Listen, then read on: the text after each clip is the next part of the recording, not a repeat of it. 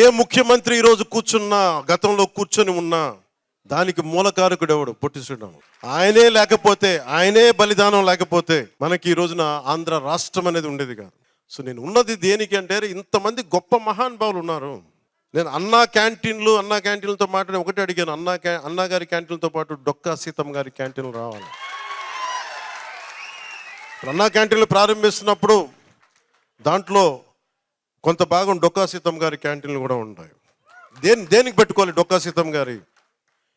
ఎందుకంటే అసలు మనకి ఈ రోజున ఒక పూట భోజనం పెట్టడానికి హోటల్లో పెట్టేయచ్చు, కొని పెట్టేయచ్చు. ఆ రోజుల్లో కట్టెలతో వండాలి, వర్షాలు. అలాంటి సమయంలో ఆవిడ కూర్చొని అమ్మ సీతమ్మ ఆకలి అంటే కూర్చోబెట్టి అన్నం వండి పంపించే, లంకల దగ్గరికి వెళ్ళి కూడా ఆవిడ చేసేదంటే, అలాంటి విలువలున్న మనుషులు మనం గుర్తు తెచ్చుకోకపోతే సమాజం విచ్ఛిన్నమైపోతుంది.